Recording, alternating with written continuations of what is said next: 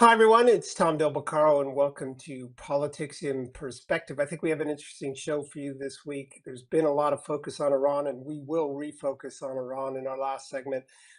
But I want to talk a little bit about Cuba with a family that knows something about Cuba, and we're going to have David Cancio join us in that regard. But first, I want to talk about, in my opening statement, there's been a lot of talk about NATO. I want to give my thoughts on NATO and an interesting development in Lebanon. I want to thank Ex America News, worldviewtube.com for carrying us, AUN TV, and the others.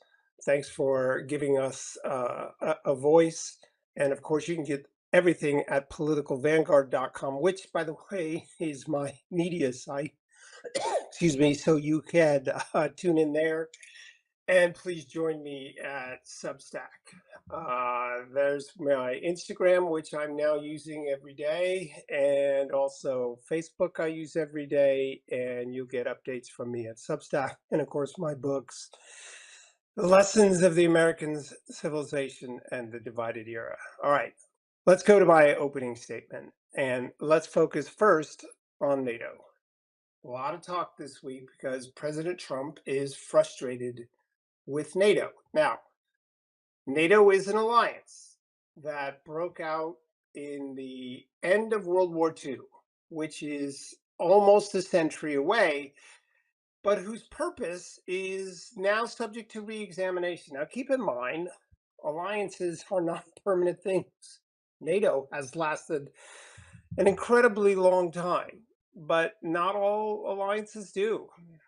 Perhaps one of the most famous early alliances was the Delian League between Athens and the city states around it, including Sparta, when the main interest or concern was Persia. We'll talk about Persia later in the show, won't we?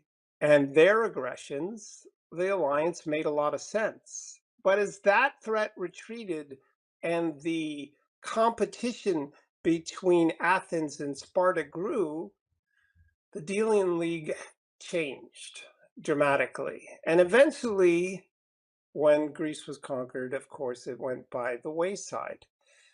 That happens.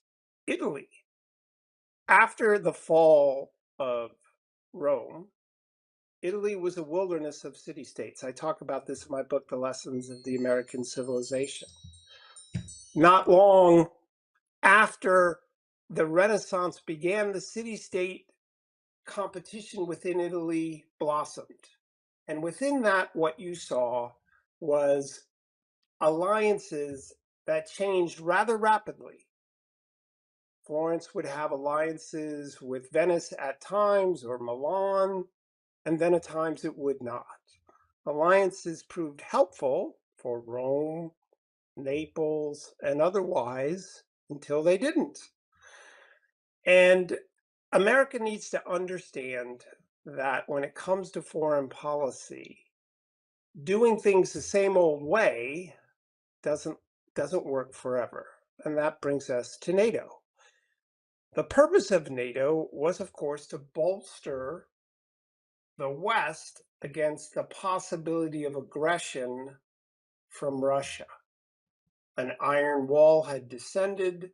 The NATO states, the states aligned with NATO, the countries in the United States, came to an alliance. And what's critical to that alliance was Article 5, which says an attack on one state is an attack on all. Well, is that really the main concern in foreign policy these days? Maybe not. So if we look at a slide this week, we saw that President Trump, according to CNN and the left, is bullying NATO's, but Americans like it.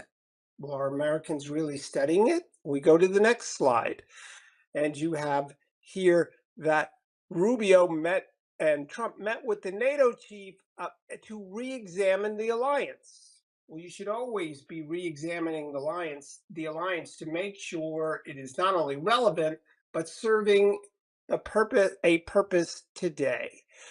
And that brings us to our last slide and what Marco Rubio said, which is so very important. because this all came across because Spain and other countries delayed in help. Spain blocking the United States from using its bases for its planes when it relates to Iran. And Rubio, who is really risen, said if NATO's just about us defending Europe if they're attacked, but them denying base rights when we need them, that's not a very good arrangement. So here's what's important in what he is saying. The world is now not the bipolar world of NATO, meaning it isn't Russia and all its client states versus the United States and all its client state and the European, what is now the European Union. The dangers in the world have changed. The dangers now include rogue states capable of exploiting fifth generation warfare, attacking through hacking system and computers, long range missiles and the like. And if NATO is to remain relevant, then it either takes on that additional role of understanding that it has to deal with states like Iran and not just the threat of Russia, principally the threat of Russia, or it starts to lose relevance. And today it is starting to lose relevance because as the war with Ukraine is demonstrating, communist governments aren't good at taking over semi-capitalist states, let alone the European Union. The Russian army would not be effective in an actual war against Europe. That's not the risk that the next 50 years represents. And hopefully you watched our podcast on the six dangers of the 2030s.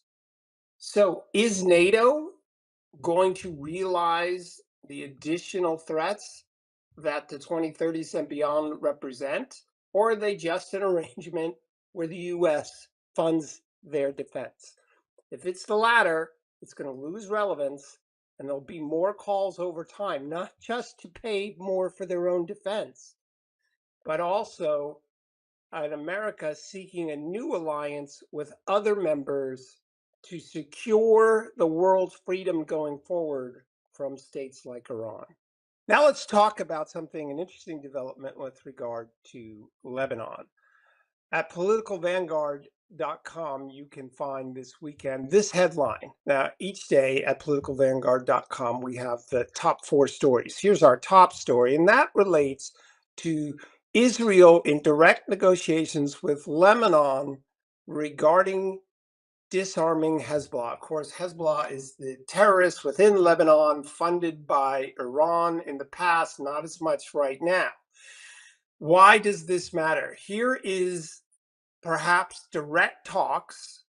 There's a lot of conflicting stories, but direct talks with Israel where Lebanon will agree in a process to disarm or join in the disarming of Hezbollah. Why is this important? This never would have happened under the Democrats. This is a benefit of the Iran war. One thing the Iran war is doing is impoverishing the Iranian regime's ability to defend itself, to uh, shoot missiles and acquire all of these military items, and therefore their ability to fund others, including Hezbollah.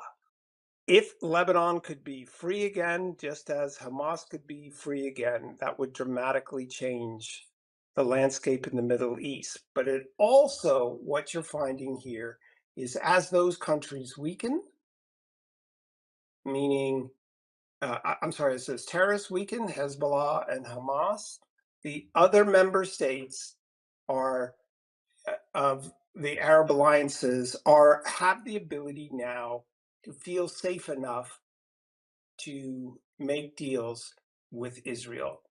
And that only happened because President Trump as well. So that's a development that comes out of it, in addition to the fact that they've now arrayed themselves against uh, Iran.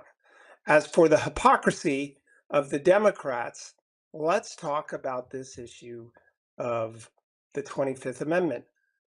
Joe Biden, of course, wasn't even in charge of his presidency. And not a single Democrat, not one, said the 25th Amendment should be invoked. Of course, it should have been invoked. And if we bring up this slide, here you have Ro Khanna literally saying that it should be applied to President Trump. But in 2024, less than 2 years ago, he said Biden is completely mentally sharp. Why did I pick Ro Khanna? Because he wants to be president. And you need to know and understand what a complete hypocrite and liar Ro Khanna is. He's also in favor of a wealth tax. But that's the Democrat leaders today. Well, that's our opening statement. We'll be right back with our difference making interview on whether or not Cuba is next.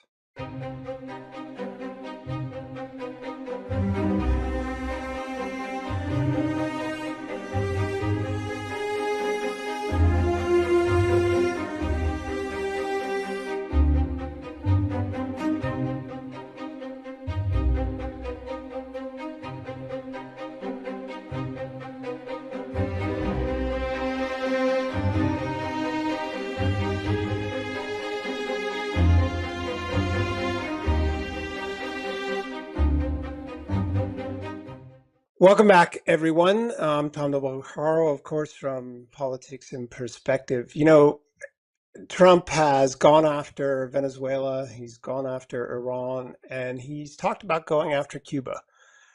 And I thought it would be interesting to hear from someone whose family still has family in Cuba and sort of exposing the enigma that is Cuba. How is it that it has existed off our shore 50 miles for so long in its present state, and what really might happen in the years to come? So I've invited on David Cancio, whose family in part immigrated from Cuba. David, how are you? I'm doing very well, thank you. How are you? Great. He's a conservative columnist. He focuses on Latin America, and he has an interesting book. Why don't we start with that? Tell us a little bit about your book and how'd you come up with the concept for the book? Yeah, so first of all, thank you for the question. It was really a joy to be able to start the novel, and the Gabriel Locke series emerged from really just a project to make up for lost time. So my dad and we were living in different places, and I was living in North Carolina. He and the rest of my family were living in Florida because I went to NC State, and I decided to stay in North Carolina when I graduated. And so we were just looking for something to make up for lost time. And we were working on a separate series, like a children's series. And not that we don't love children, but I said, hey, look, the subject matter for this particular thing isn't that great. So I was wondering if maybe we could write about that case you used to tell me about when I was 7 years old. And so one thing led to another. We were going to write one book, and it turned out to be the birth of seven books, two of which have come out so far: Bound by Law, the one you had on the screen, and recently Bound by Fate, which is, obviously its sequel, the second of seven. So it's been exciting. We've had the opportunity to not only catch up and more than make up for lost time, if you will, but also have the ability to really look at what Miami was like in the 1980s, because it follows a young attorney who leaves the state attorney's office and goes to work with his father in his civil law firm in Miami in the 1980s, inspired by my father's 47-year career. All right. Well, I've been an attorney for nearly 40 years. I don't know if anyone's going to write about it, but uh good. So You'd be surprised. I was just in Florida, and then of course Florida has that feel of the Caribbean and the tropics a bit. But you still have family in Cuba, do you not? I do, I do. So on my father's side of the family, the majority of them either came to the United States or moved to Spain. On my mother's side of the family, however, I still have plenty that are there. My grandfather was one of nine, and my grandmother was one of eight, and they were pretty much the only ones that got here for the first 20 years. So their children or rather their nieces and nephews, and now what would be grandnieces and nephews. Many of them still live in Cuba. Some of them are here. The vast majority are still there. So how does I start from the premise that for most people, Cuba is a bit of a enigma. It's only Yeah, 50 miles off the coast, but I don't think we truly have a feel in America for what it's like. You probably most Americans probably think of it more of the scenes from The Godfather than they do of real life. yeah. So, what is it like for your family? What is their life like? What do they do? What do they have any luxuries? Especially now that Trump has has focused on them. No, so their lives are sharply different from what we live here in the United States. I'll give you a prime example. I have a cousin of mine who's very, very intelligent, very hardworking man. Came here a couple of years ago, in the sense that he really hasn't been here all of his life. He's only been here for the last 5 years. And this young man worked as an engineer, a very competent engineer, with first the telecommunication systems in Cuba, and then later the General Electric Company, or basically the national Cuban electric company. And he had a very high level post because not only was he, an engineer, which is greater than a lot of the other places, but on top of that, he was actually a supervisor of engineers on his team, and it was a fairly big team of about 12 people. And he had a much better life than most people. Um, and his life was still not great. And I have an aunt of mine who, when she had cancer, they put her on a cot with basically just an IV drip in a very dirty room. And, they couldn't really do anything for her. So to ease the pain, they basically just gave her a morphine overdose, and that's how she died. There is no treatment like there is here in the United States or in many other countries. And what about their ability? Do they talk in hushed tones among each other? Or, in America, we have freedom of speech. What's it feel like for them in Cuba if they wanted to disagree? It wouldn't go well.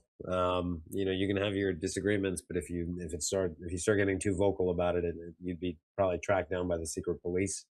My cousin, he was the engineer.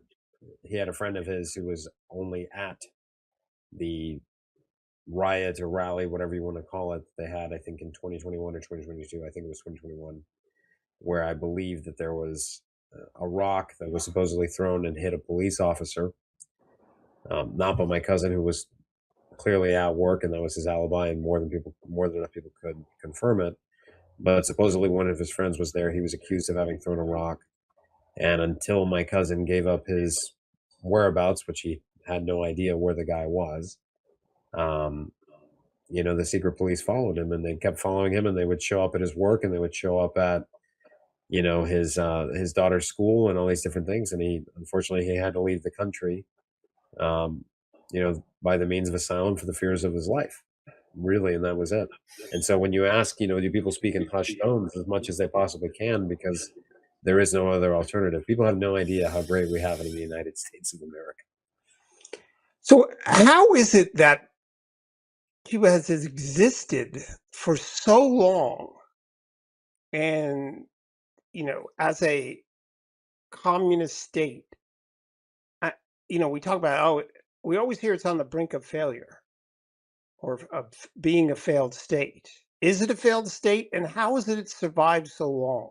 Does it get things from Venezuela? Does it get things from Russia? How does that work Yeah, from your perspective? there's no other way to explain how it survives. The Russian presence was obviously there due to the Cold War, and they were there because of the influence of communism. And for them, it was a massive win to have a nation on the doorstep of the United States that was a communist nation, that was not even just communist, but anti-American with the Castro regime. And so when you look at how it survived, it's because of entities like the former Soviet Union, Venezuela. Maduro was a huge thing now, but before him, it was Hugo Chavez, when Castro was still alive. that these sick people have always helped each other in different ways. I'm sure that there was cocaine produced in Cuba that was sold illegally, in the United States, and they were getting a cut of what the other narco traffickers were moving. Because if not, there's not really a way to explain it. Cuba survives primarily off of tourism, and the United States obviously had its embargo. But if you were from Spain or you were from Sweden or you were from somewhere else, um, it was no big deal. You could just go at any time. And what do they? We do see pictures, and it there's this quaintness about it from the pictures. But what what's at a tourist hotel? What do you see? Do they? Does the government funnel money to that so it Yeah, looks good as a propaganda thing, and that's all you really see? yeah. So aside from looking at Cuba as being stuck in the '60s, which it absolutely is, um, that's what you just said is exactly what happens. The government makes sure that the places that tourists can go to are well kept, clean as they can be, better food, etc. You're not really allowed to go out of certain parts of Cuba unless you have a specific visa. And that's normally an artist's visa to be able to go and capture these things, or because you have family that's still alive and you're going for a funeral or what have you.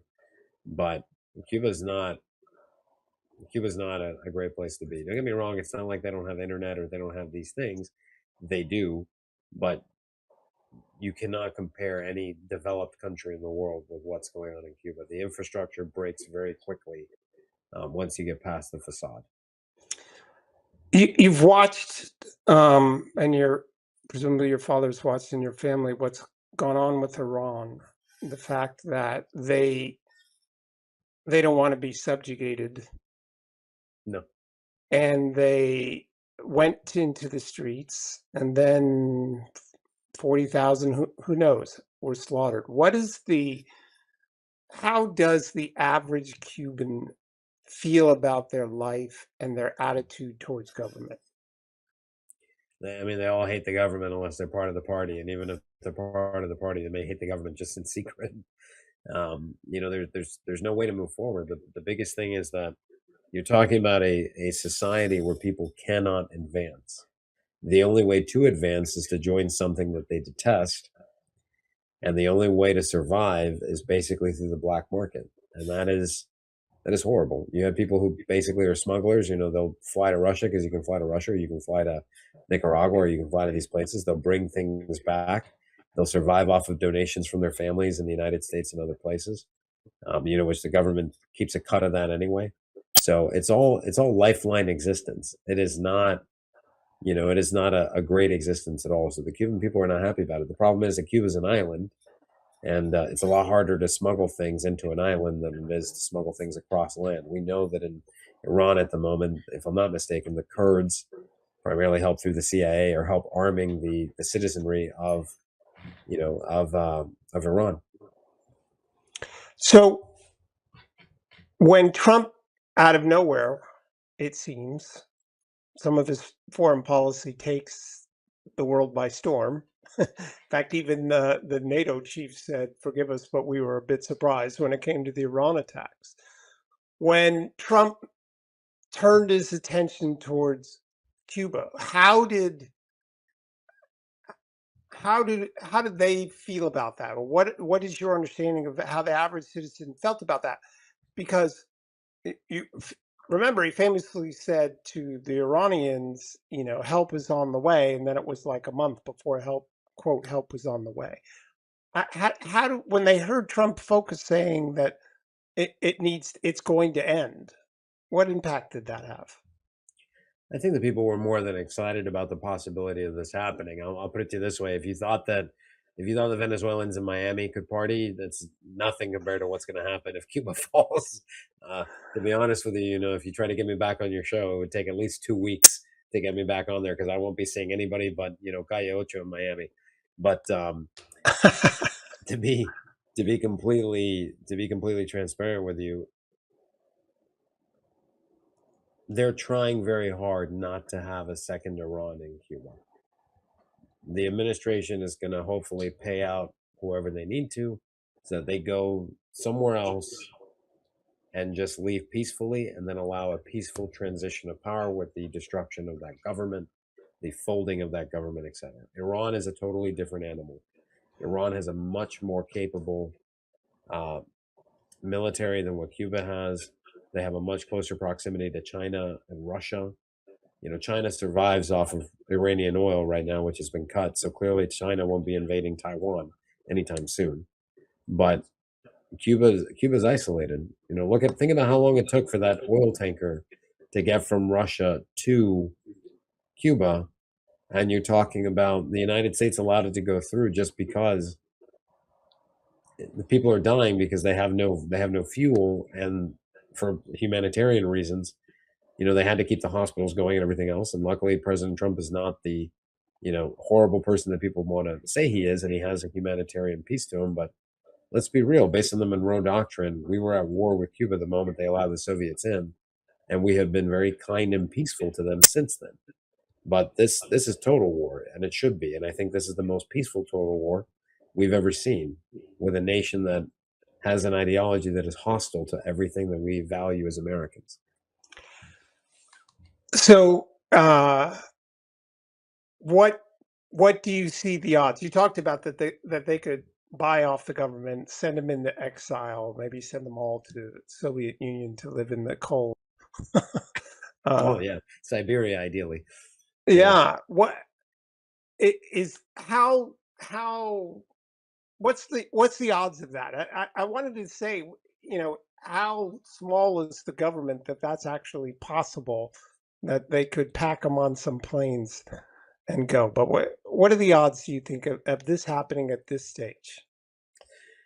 Well, I think that when President Maduro was kidnapped, the odds were extremely high because the pictures that came out of him in the in the Nike jumpsuit, I guess, with Delta Force around him or whoever was there to pick him up. I think that every country in the world at that point thought, "My goodness, a man was just kidnapped." Like we were picking up a kid from school, just taken by the United States, by the Department of Justice, because that's what happened, right? It was the Department of Justice that got him there. So I think that everybody knows that it can happen. And Cuba is probably looking at, or the Cuban regime is probably looking at their options saying, all right, what are the chances that we can milk this for as much as possible before we have to go? Because there's no standing up to the United States in their own in its own backyard. There's just not, it's not going to happen. The Iranians have a chance based on a couple of small things and based on distance, proximity, and everything else. But let's be real, Cuba has zero chance. No. So do you think that it'll come to pass that Cuba will be next, and that their leaders could leave? If Marco Rubio were not the Secretary of State, I think it may not happen. I think that it's going to happen. And I think that one of his things is a nod to his Cuban heritage and roots is the uplifting of that government. And seeing that he won't be leaving office probably for at least another, bare minimum of 2 years, more than likely six. Um, I just I don't see it not happening in the next 3 to 5 months. I think they're doing everything they can to be peaceful, and they'll pay people off, and they'll do what they need to, and they'll have to go, and everybody will be gone, and then the reconstruction project will begin. But if it lasts longer than if it lasts longer than Christmas, I'll send you $20. Wow. Okay. Um, it's not that I need the $20, but that's 8 months. All right. Prior to prior to Castro, Yeah, Batista was look, Batista was corrupt. There's no question, right? He promised the mafia that he would match investments in casinos, and he was getting paid off from it, on and on and on. But the world did look like development was coming to Cuba. So what would the average, again, I care more about not the thugs. I care more about the average people. sure. Um, would there be a renaissance there? Would it just how long would it change, or is there so much despair that it would be difficult? No, the advantage is that a lot of Cubans that you meet have a natural spirit of wanting to be industrious people. Part of it is because of necessity. How else do you get a 1957 Buick with a bunch of barrels tied to it to get, 15 people over to the United States on a float? I mean, you've got to have a certain level of industry. The problem is that people have lost, their willpower because they're not given a system or a set of rules and parameters to be able to succeed. But if you bring that back and you give people the chance to actually produce, they'll outwork anybody. If there's one thing that Cubans are known for, is for outworking other people. And the reality is that given the right infrastructure with the correct rebuilding project and the correct incentives, Cuba will become the jewel of the Caribbean and the jewel of the Western Hemisphere. There is no island, no place prettier than Cuba when it's actually maintained. There is no place better. Not because my family's of Cuban descent, but because you just hear it from all over the world. You meet people now that go to Cuba, and it's nothing compared to what it used to be. People say, "Oh my gosh, it's the most beautiful place I've ever been." The beaches, this, the culture, all this stuff. It's incredible. But again, they have to have the right incentive to be industrious. I mean, you have to understand that the political exile community in Miami and around the United States and in New York and other places, these people were doctors, dentists, engineers, lawyers, accountants. They were farmhands. They were everything that came over here that could. You're talking about 1 million people in exile. And the Cuban community has been very successful here. And if, Cubans in Cuba now are given the same opportunities, they're going to absolutely change everything. They just need 20 years to do that because they have so many skills that they've lost that they need to rebuild. All right, let's broaden this to Latin America in general. How big a deal, in your estimation, was what Trump did in Venezuela? What kind of, if you forgive the analogy, waves did that cause in that part of the world? I think it was paramount. You have the president of Chile, who is a practicing Catholic, who is a very conservative man that has 9 children, that believes in strengthening the family, believes in personal liberty, and believes in the empowerment of his citizens. You have Bolsonaro, who I believe his son is running for president of Brazil, if I'm not mistaken. And you're seeing a wave of conservatism hit Latin America because they are just tired of the leftist lies and BS. The party of the left is basically run by guerrillas, and they're run by narco traffickants, and they're run by people who, want to preach the church of nice to steal from you. And I think the people in Latin America are tired of that. And quite frankly, it was a massive deal to take out Maduro for a lot of different reasons. Number one, it showed American strength. Number two, it helped get rid of a major thorn in the side of Latin America moving over to a right leaning or right shifted mentality. And on top of that, I think he's laying the groundwork to remove the industry that we have in China and put it in Latin America, which I think makes the most sense. You're going to have cheaper cost of labor, but dignified cost of labor. You're going to have much lower costs in terms of shipping. You're going to have better relationships with our southern neighbors. It makes perfect sense. Bring everything from China, who is our adversary, and put it in Latin America. Why would you keep feeding the enemy? They hate us. They hate our way of life. Why are we doing business with them? Bring it here. And I think that's what it was.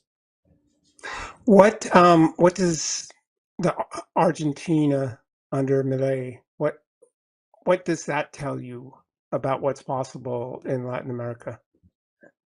I don't think it's surprising that Milei won. I think it's surprising that he won in a month because he only had a month to campaign and he won. And I think that the advancements that he's made, if I'm not mistaken, Argentina had a 38% unemployment rate when he took power. I think it's now down to, I think it's like, 17. yeah, I was going to say, I think it's now at 17. Um, what does that tell you? He is a child of the Austrian school of thought, or a student of that thought. which is that value cannot be centralized. It is not. It is inherently decentralized. And by decentralizing value, the only thing you do is empower individuals. And they've taken that and they've done better with it because you're not paying all this money to the government now. He's lowered the taxes. He's killed the inflation. He's done in what, 2 years, 3 years, what most people probably can't do in their lifetime. And the American left said he would be a disaster. Right. Sure. Because it played into their hands. Now, the Austrian school of thought is really, it is the only way for countries to really empower the economic potential of their people. The reality is that people want to feel empowered. I'm a, I'm a practicing Catholic, and I believe that we were made by an all-powerful God in His image, and therefore I believe that if you are constantly ceding that power to other men and trusting your will in them, the only thing you're doing is debilitating the potential and the limit that you have as a person. But if you were made in the image of an all-powerful creator, there's almost nothing you can't do. So returning to your the work ethic you were talking about, the Cubans are not is not Latin America as a whole, are not the people natural capitalists? Small business in California, the number one demographic for the startup of businesses are Latino women, and have been for a long time. Is that not true of almost all of Latin America? And have not the leftist policies, in a sense, jailed their ambitions? Latin America is a very interesting conversation to have in terms of economic output.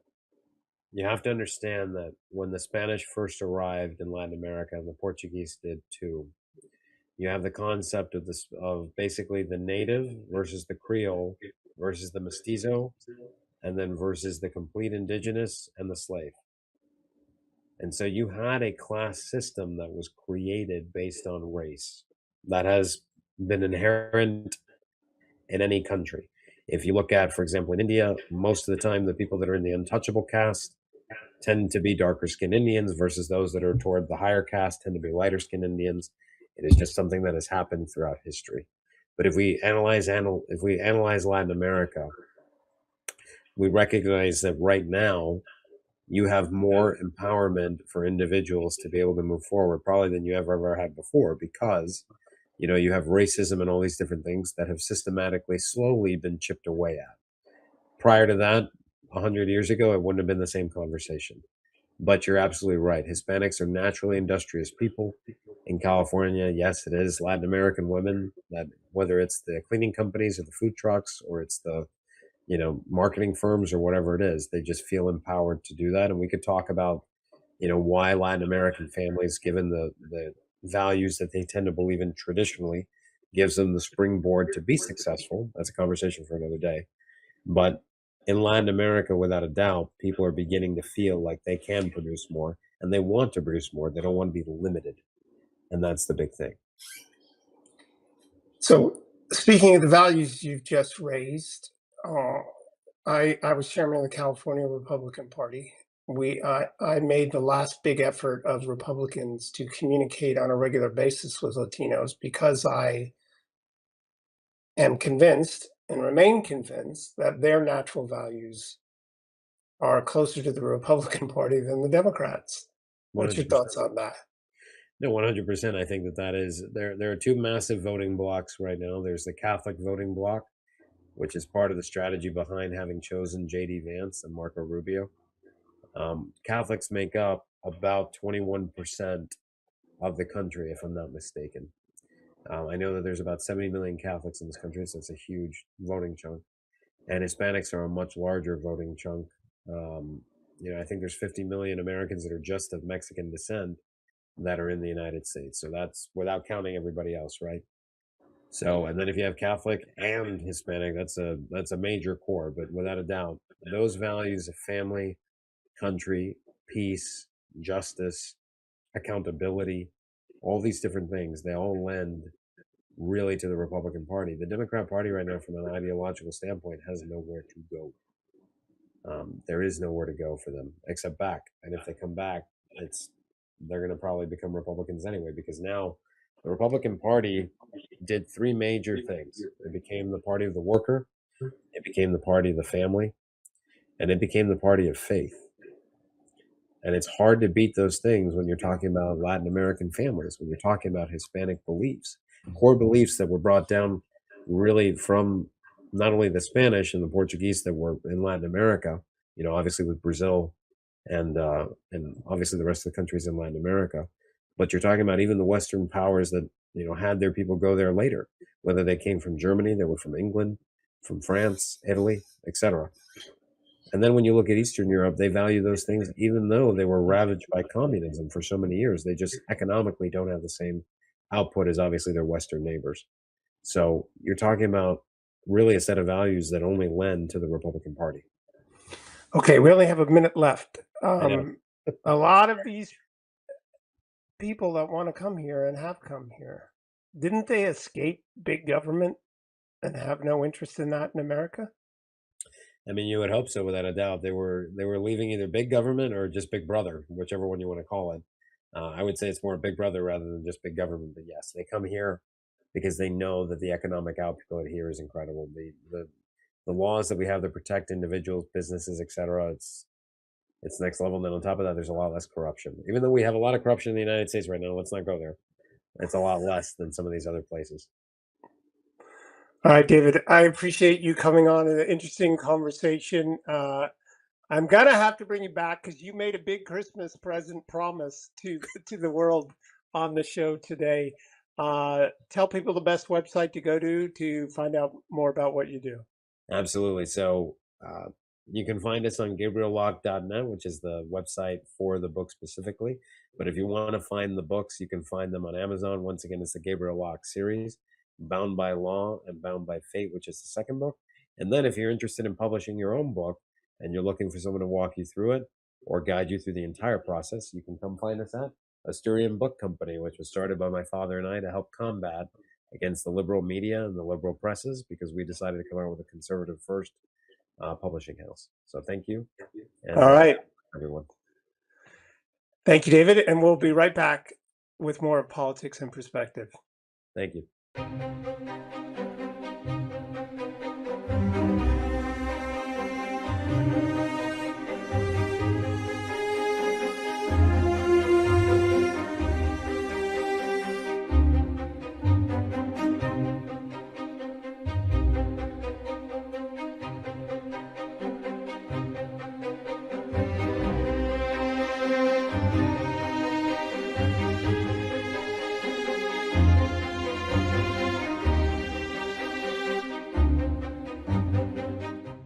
Welcome back, everyone. I hope you enjoyed that conversation. Is Cuba next? It's amazing, the human spirit. And it's also amazing that there are people who try to contain it. But what bothers me the most is the ignorance of Americans who support trying to contain it or not understanding how government is detrimental, not just to freedom, but to prosperity because it tries to control people. And I'm very concerned that this generation of Americans not only don't appreciate, but don't deserve the freedom that they currently have. This is the political roundup segment. I want to start with this story. 11 consecutive months on the border, zero catch and releases, zero crossings. Remember when that was a big story? That's like 16 months ago.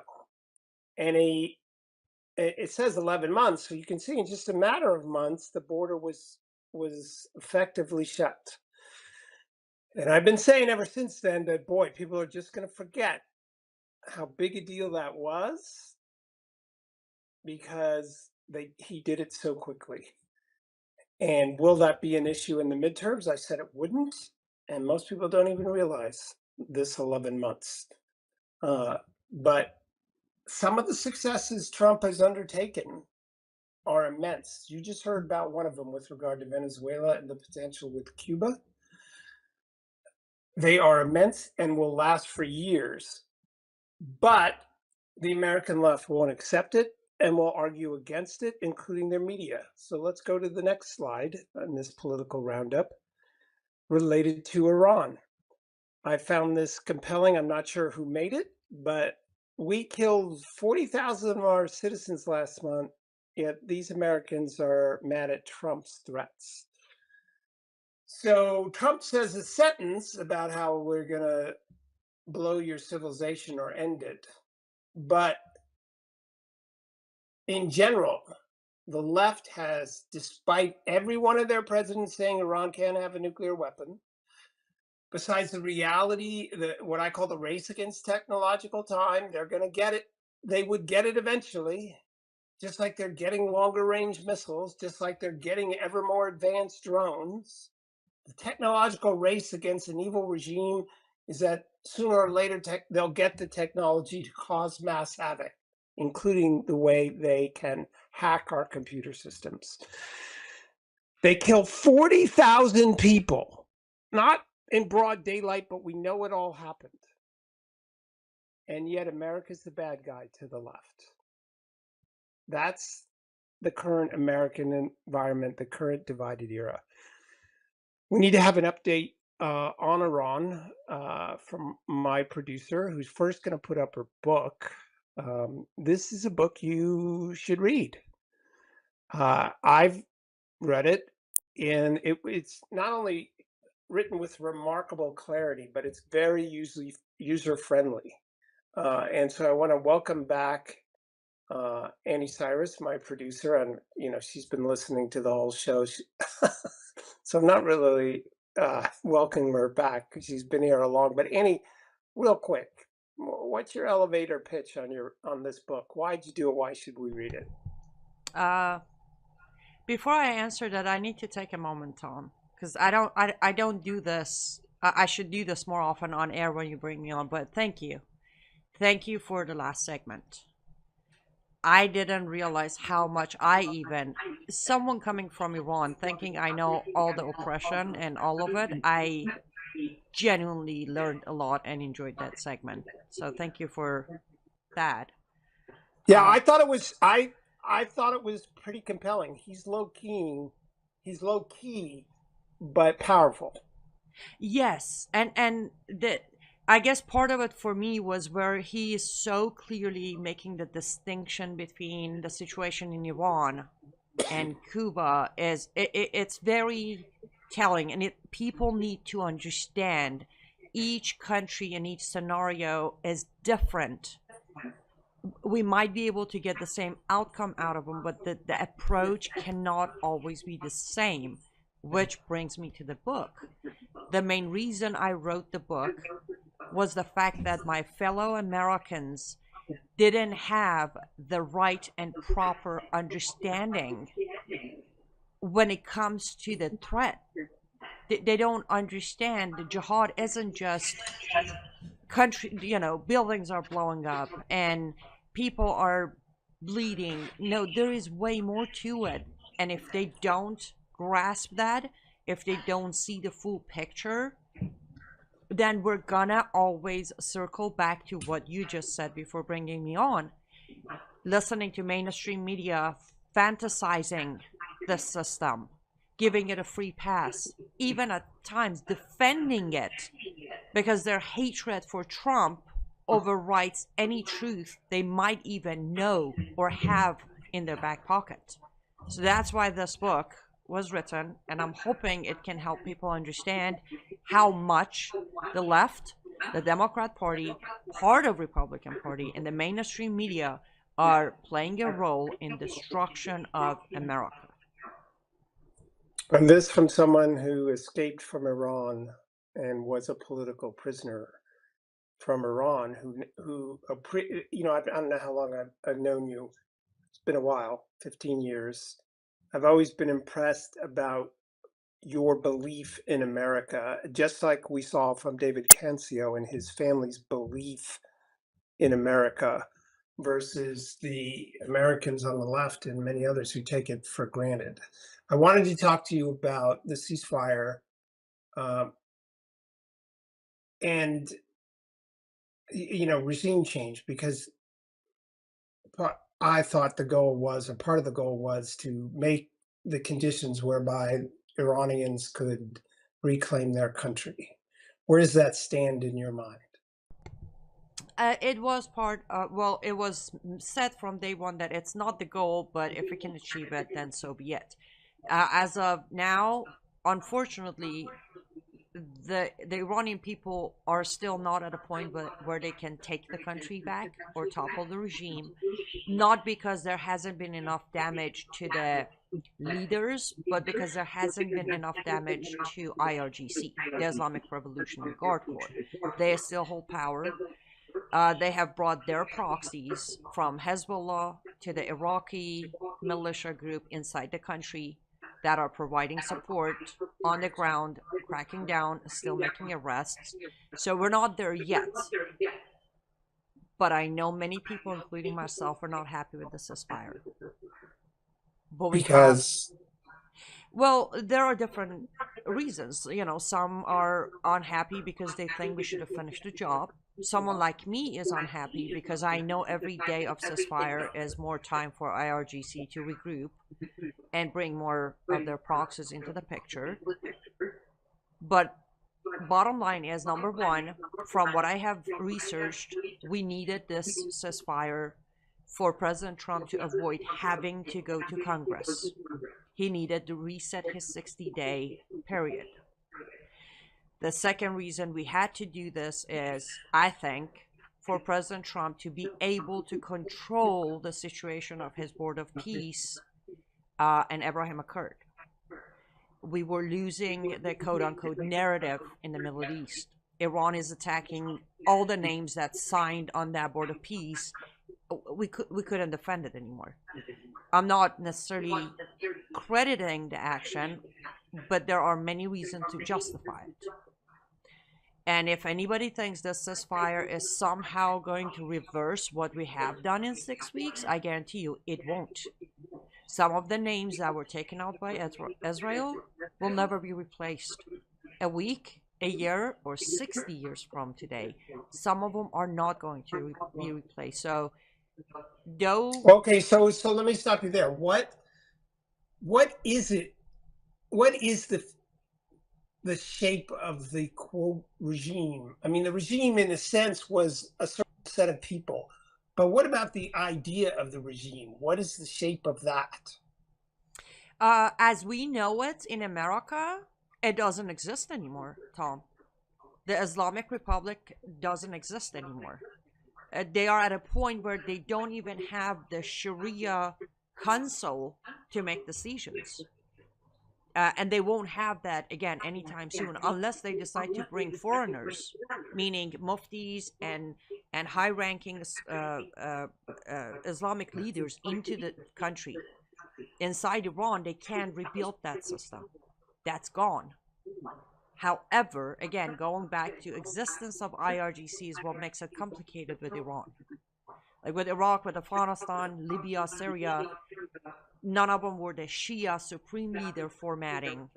Therefore, it was a lot easier to name a regime change, for better or worse. But with Iran, as long as IRGC exists, the Islamic formation will exist, just not the Islamic Republic formation.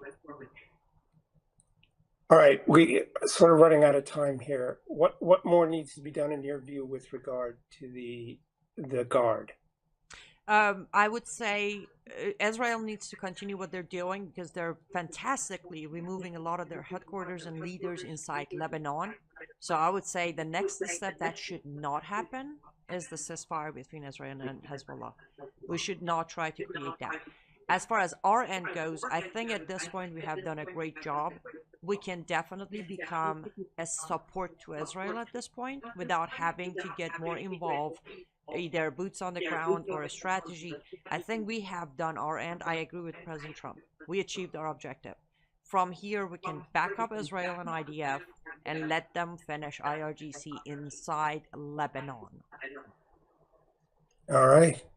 You heard it from Annie. You should get her book. Why don't you put that up one last time on The Architect of Jihad, an amazing book and an easy read, quite frankly, and very straightforward. Uh, I have just a couple comments left. I want to put up a slide here from my Lessons of the American Civilization comment today. Our means have changed, but not our motives. What do I mean by that? Well, we're far richer as a civilization than we were. We have the capacity to do more, but have our motives changed? People wrongly assume that that as civilization moves forward, or as time goes by, we naturally become better as an entire group. But if you see the magnitude of the deep fakes and the crime, you might not be able to agree with that. If you see what Iran's doing with greater weapons, you can't agree with that. Look what they've done to their people, the mass execution and the like. Our means have changed, but not our motives. The reason I want that in your mind is to understand that just because time moves forward doesn't mean we don't need values or we don't need to teach values, without we don't need to be vigilant. To the contrary, if as means grow and the ability to do harm grows, we need values evermore. Well, that's our show for this week on Politics in Perspective. Please join me at Substack, tomdell.com, and politicalvanguard.com. Pick up my books, and we will be back next week with another show. Thanks to our sponsors, Ex America News, worldview2.com, AUN TV, and others. See you soon.